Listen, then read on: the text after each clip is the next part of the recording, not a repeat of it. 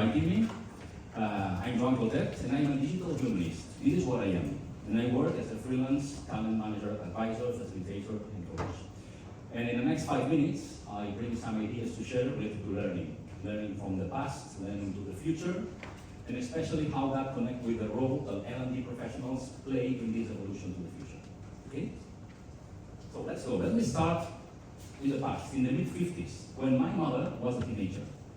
At that time, teenagers, girls in Spain, chose some additional subjects to amplify their basic school. And in the case of my mother, she chose French as a second language or shorthand.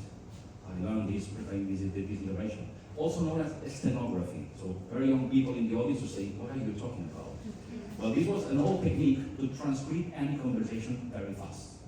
As you know, French today is still a very valuable language. But it was surpassed many years ago by Spanish or English as a second optional language. And as of stenography, it was decades before the advent of artificial intelligence that was really replaced by this technology that you know that can not just transcribe, also can translate, synthesize instantly. Let's jump now to the mid-80s. Oh, I'm too fast. I touched something that I shouldn't have.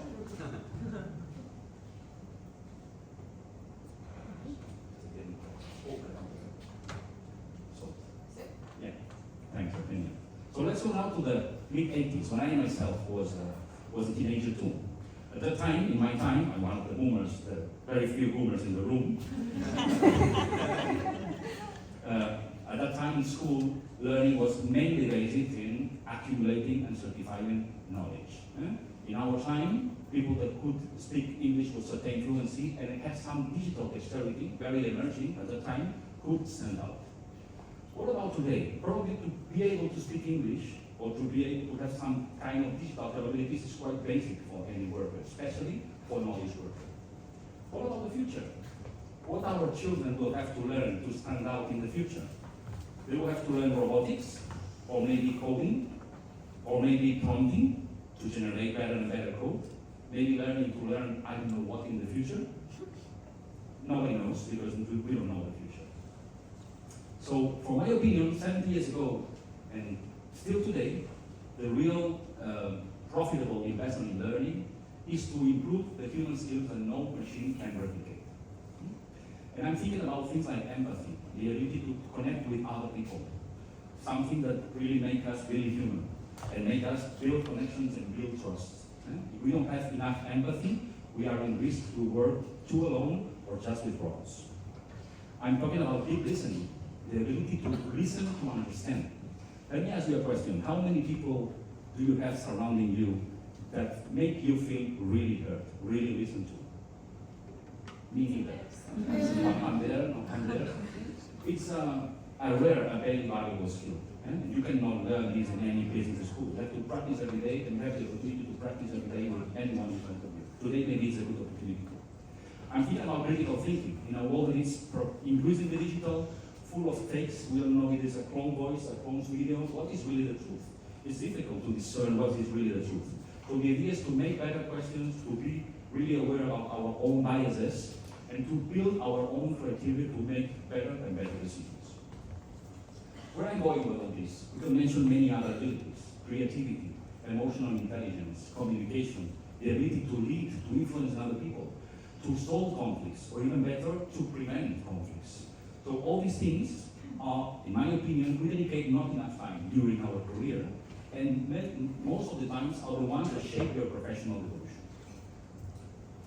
So how do this connect with L&D professionals, with all of you? From my point of view, we have an opportunity and maybe also a responsibility to accompany as many people as possible to the future, in the journey to the future of jobs. So our role is not just to help people to be better workers in their actual job or the potential next job. So I invite you to also to accompany the people to know each other, to better understand what they are good at, and how can they grow as humans, not just as workers. And obviously, every company is different, every person is singular, and we change from time to time. There are no universal formulas for this. And I just invite you to reflect on some questions. I just brought these three today. The first one is this one. How can we help each person identify what they excel at as humans? Things that we think that no robot will never do in the future. The second one, how we create the appropriate urgency. How can we inspire people? Somebody inviting them, sometimes pushing them, in order to help them evolve at the rhythm that the business and the future of work demands. A future of work that we are not sure that we all have a space there as humans. And third one, and not less important, is what are we doing from our areas individually to make the example, to lead by example, to evolve and to gain credibility to all those people to really believe that this is possible because we live by example. So finally, and I close with this because of time, my invitation today is to reflect together how can we help others to become better humans in order for them that in the future other humans prefer them in front of machines. Thank you very much.